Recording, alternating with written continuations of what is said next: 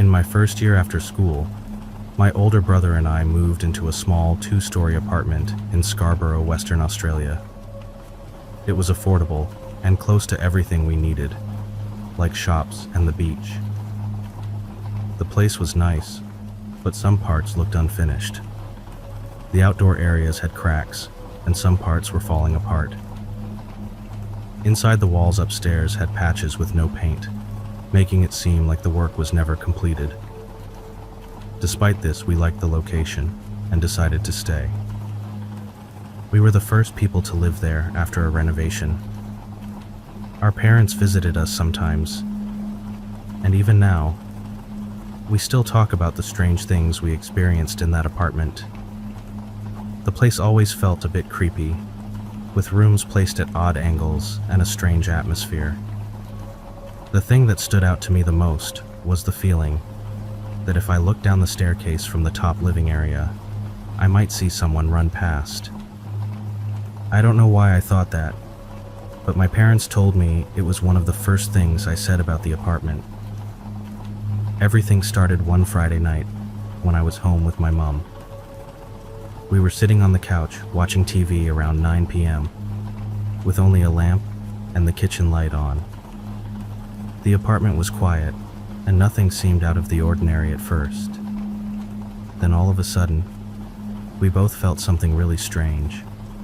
Something I've never felt before or after. It was like the air was being pulled out of the room, making it hard to breathe, or as if the pressure had suddenly changed. We felt like we couldn't move, as if we were frozen in place. Then a shadow appeared on the wall behind and to the left of the TV. It was about the size of a small person, but didn't have clear details. Just a blurry shape that looked a bit like a human. The shadow moved diagonally up the wall, almost like it was going up a staircase. Then it vanished. We were so scared that we ran out of the apartment and didn't go back until my brother and dad came home a few hours later. A few weekends later, something weird happened again. I had gone to the movies with some friends to watch White Noise around 2005. The movie was about ghosts speaking through the static of an untuned radio. It wasn't the best movie, but the idea was interesting and stuck in my mind. That night I went to bed as usual, not thinking much about the film. Everything was quiet, and I was fast asleep when all of a sudden my clock radio turned on at full volume right next to my head. It was around 1 a.m. and the sudden blast of noise jolted me awake. For 10 seconds, everything felt chaotic as I tried to turn off the radio alarm, but nothing worked. Half asleep, I didn't think to unplug it from the wall. After about 10 seconds, it suddenly stopped on its own. Somehow I managed to fall back asleep, but I knew at that moment that it was the scariest thing I had ever experienced. I felt like I had just come across something unexplainable. The next morning, I woke up and saw that the alarm clock's cord was in the middle of the room under my bed, far from the wall. I knew I hadn't moved it, and it didn't make sense how it got there. It gave me an uneasy feeling, but I tried not to think about it too much. Not long after that, we had some friends over for drinks in the main living room. Everyone was talking and laughing when, out of nowhere, my brother's old CD player turned on by itself at full volume. It wasn't just random static or a normal song. It was a weird music that's something none of us had put on. Everyone in the room was terrified, mostly because the loud noise came out of nowhere. It was so unexpected that no one knew what to say. Later that night, we suddenly heard a girl screaming from upstairs. The sound was so clear that it felt like it was coming from right above us. One of my friends tried to explain it by saying it must have come from a neighbor's house, but deep down, it didn't feel that way. Then one evening, when my mom was staying with us and my brother and dad were away, something weird happened again. We had a table tennis table in the garage, which was connected to the house through the laundry. Now that night, I had fallen asleep on the couch and woke up around 2 a.m. Feeling thirsty, I got up and walked to the laundry to get a drink of water from the tap. As I stood there, I suddenly heard a sound coming from the garage. It took me a moment to realize what it was. Someone was playing table tennis. I could hear the ball bouncing back and forth, the paddles hitting it, and even the slight echo of movement in the garage. But that didn't make sense. No one else was home except my mom, and she was asleep.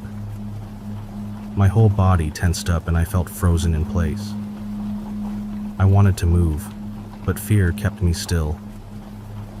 I knew I should check, but the idea of opening the door to the garage filled me with dread. I pressed my ear against the door and clearly heard the sounds of a game being played. The ball bouncing, the paddles hitting. It was real. But I knew my mom and I were the only ones in the apartment. Fear took over and I stepped back. I couldn't bring myself to open the door and see what was inside. Instead, I turned around and went straight to bed, trying to push the thought away. Somehow, I managed to fall asleep. In the morning, I woke up and went downstairs for breakfast. As soon as I sat down, my mom looked at me and said, "How late were you and your friends up playing table tennis last night? Because when I got up to use the toilet at 3 a.m. and heard a game being played in there." Her words sent chills down my spine, as I hadn't told her what I had heard the night before. Yet she had heard the same thing. The last creepy experience I remember happened one night while I was at a friend's house. Everything was normal until my phone rang. It was my brother calling from home. His voice sounded annoyed as he asked, "How drunk are you? I can hear you rattling the keys in the door." I told him I wasn't home and was still at my friend's place. There was a short pause. Then he just said, "Shit," and hung up. I sat there staring at my phone. If I wasn't home, then who, or what, was trying to get inside? 5 minutes later, he called me back, sounding shaken. He told me that right after he hung up, he heard something big running along the side of the house. It sounded like a large animal, moving fast from the front yard to the side fence. Within seconds, loud aggressive knocking started at the back door. But when he opened the door, there was nothing there. Too many strange things had happened, and we had no way to explain them. Even now, when we talk about it, the memories still send chills down our spines.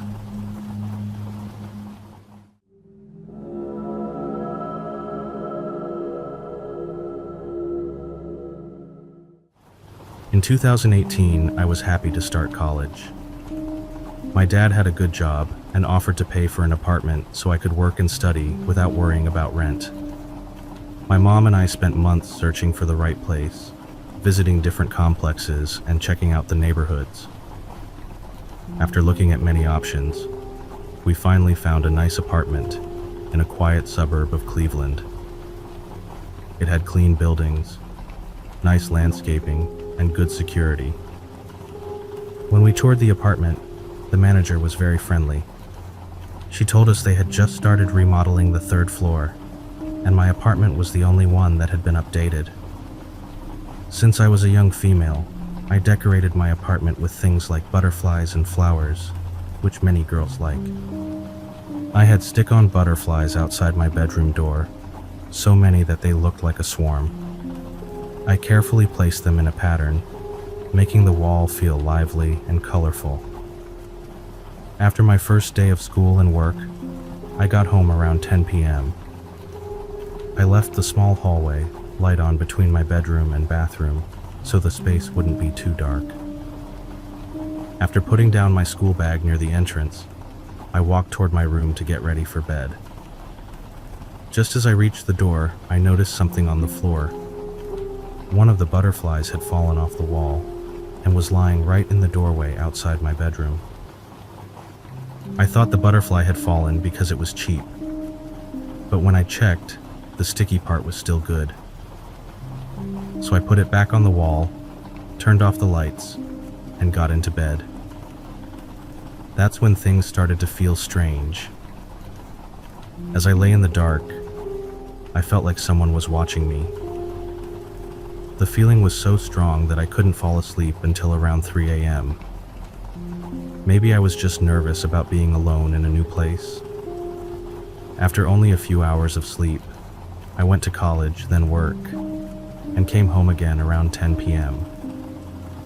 When I opened my apartment door, I immediately noticed a different butterfly on the floor outside my bedroom. It felt weird, but I picked it up, stuck it back on the wall, and tried not to think about it.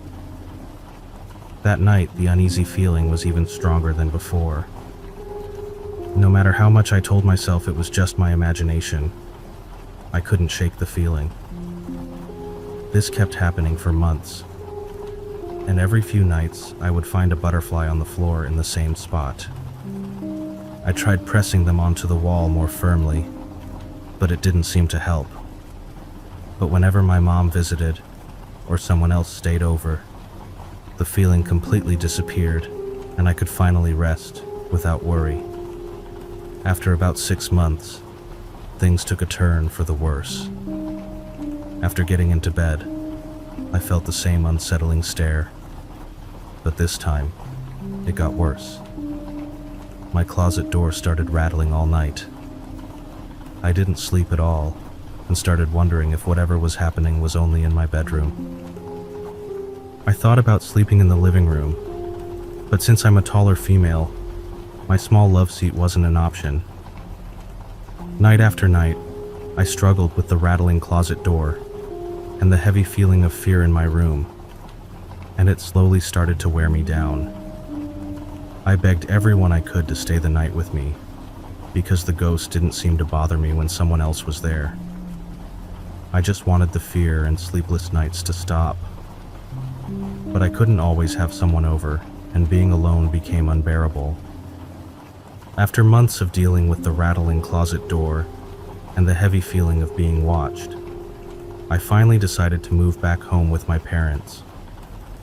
I thought leaving would bring me peace, but it felt like the ghost didn't want me to go.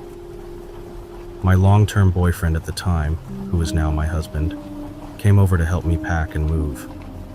I was relieved to have him there, hoping his presence would keep whatever was in the apartment from getting worse. But I had no idea what was coming next. We planned to pack all day, stay the night, and leave in the morning since it was winter, and a snowstorm was coming.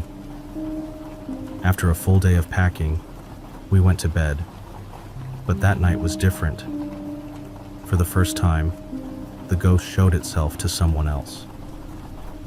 My boyfriend and I lay in bed, both wide awake for hours without saying a word. For a year and a half, I had dealt with this feeling alone, thinking maybe I was imagining it. But now he felt it too. After a long silence, he finally said, "We need to get out of here." I could tell he was just as uneasy as I had been for the past year and a half. He was so unsettled that he wanted to sleep in his car, even though a blizzard was raging outside. I knew that wasn't safe, so I begged him to stay inside. We ended up sleeping on the floor in the living room, as far from my bedroom as possible. Even then, I barely slept. This might not seem like much, but like I said, things had taken a turn for the worse. After I moved back home, I thought I would feel better, but something felt off. My mind was foggy, and I lost track of time. The next month was a blur. I was drifting in and out, barely aware of what was happening around me. My boyfriend, who was 6'2" and 280 pounds, tried to put a rosary on me, but somehow I threw him across the room. I had no control over it. I would sit for hours, laughing or talking to someone who wasn't there. My boyfriend was scared and decided I needed help. He thought I should go to a church and be blessed. He took me inside the chapel, and we sat down to wait for a kind religious woman, who I'll call Grace. Grace took out a small vial of holy water from her visit to Rome, blessed by the Pope. She put some on me and began saying a blessing. As soon as she started, I blacked out. When she finished, I woke up and immediately hugged her. She looked shocked and said she saw something leave me, like whatever had been holding me was finally gone. After Grace was done, we thanked her and walked out of the chapel. After that day, my life slowly returned to normal. The heavy feeling was gone, and I could finally sleep without fear. I moved on, but the memories of that apartment and everything that happened there will stay with me forever.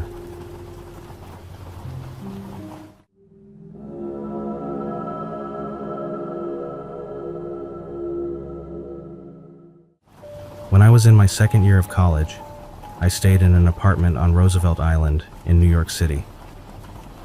This small island sits between Manhattan and Queens, connected to both by a bridge, a subway, and a tramway that gives a great view of the city. It has a troubled past, as many people suffered there, and some say the island still carries a heavy feeling because of its history. Even though it has changed over the years, with modern buildings, its past is still a big part of its story. Our apartment was shaped like an L. The living room and dining area faced part of the hallway.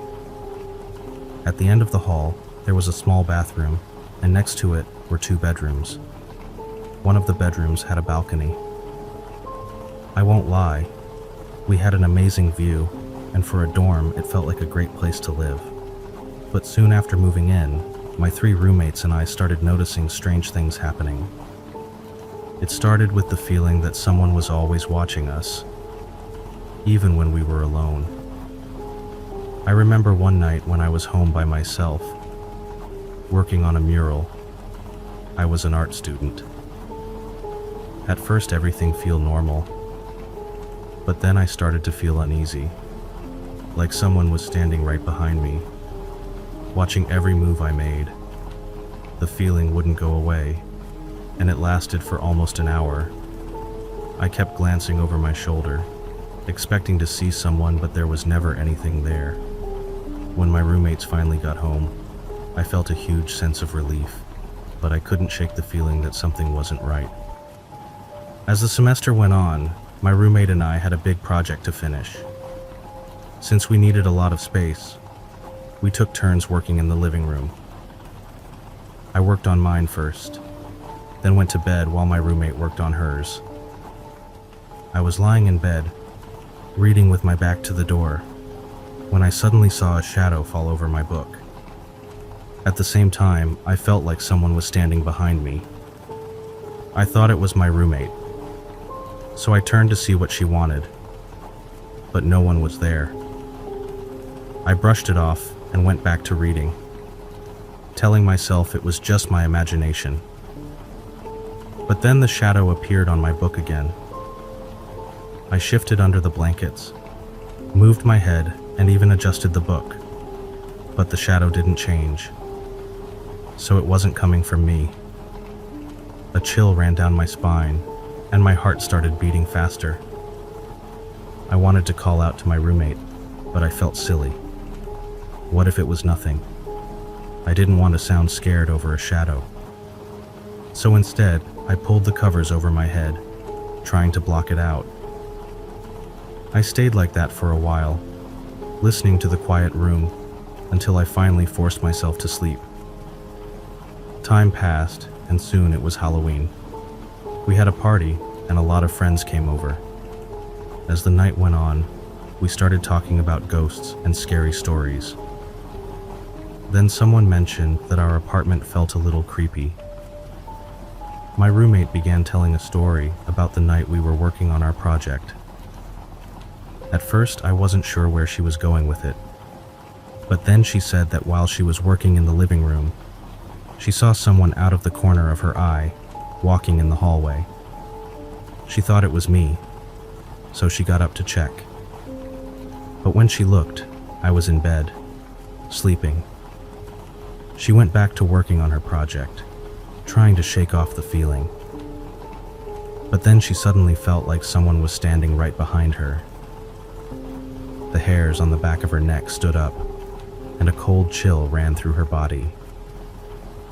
She turned around quickly, but the room was empty. There was no one there. I stared at her in shock, because I had never told her what happened to me that same night. When I finally shared my story, we both sat there speechless. The details lined up too perfectly. As we kept talking, other people at the party started sharing their own experiences. A few of them mentioned something even creepier. Whenever they stepped onto the balcony, they felt uneasy, like something was behind them. Then two of our friends told us something even stranger. When they slept over, they both had the exact same dream. In the dream, they couldn't move. Their bodies felt frozen, and then they started floating. Suddenly, they began spinning uncontrollably. At that point, I was sure something was going on. Not long after that, I started seeing a shadow figure in the hallway. It was dark with no clear features. I never saw it directly, only from the corner of my eye. Whenever I turned to look at it, it would disappear quickly, as if it had just slipped away. I kept telling myself it was just my eyes playing tricks on me, until one night when my friend was over. We were sitting at the table, deep in conversation, when I suddenly got distracted. Out of the corner of my eye, I saw it again, that dark shadow in the hallway. I froze for a second, my mind racing. Then before I could say anything, my friend's face changed. She suddenly said, "I saw it." Confused, I asked, "Saw what?" She looked toward the hallway and said, "That black thing." Now I had never told her about it before, but she saw the same thing. In that moment, I knew it wasn't just my imagination. The scariest thing happened during winter break. My roommates had all gone home, and I was the last one left in the apartment. I didn't want to be alone, so I asked a friend to stay over. That night we were talking about going out. While we chatted, I went into the bathroom to brush my teeth. I left the door open so we could keep talking. Then for a moment, our conversation stopped. The apartment was silent. That's when I heard it. A voice, clear as day, whispering my name loudly, right in my ear. I panicked and immediately asked my friend if she had said anything. She looked confused and told me she hadn't. That was enough for me. We decided to leave the apartment for a while. During winter break, I reached out to a few paranormal teams and told them what had been happening. They were really interested and wanted to investigate the apartment. When we got back from break, I told my roommates about it, but they didn't want anything to do with it. Even though we had all experienced strange things, they acted like I was overreacting. To this day, I regret not letting the paranormal teams come. I still wonder what they might have found. Then after a while, I went to a church and got some holy water, hoping it would help. When I got back to the apartment, I took a deep breath and walked through every room, sprinkling the water as I went. As I did, I spoke out loud, my voice firm but nervous. "This is my apartment. You're scaring me, and that's not okay, so you need to leave." I wasn't sure if it would work, but I had to try. After that, things felt different. I didn't see the shadow anymore, and I stopped feeling like I was being watched. But part of me wondered, had I really made it go away? Or had I just convinced myself that I had? Maybe I had simply learned to ignore it. I'll never really know the truth.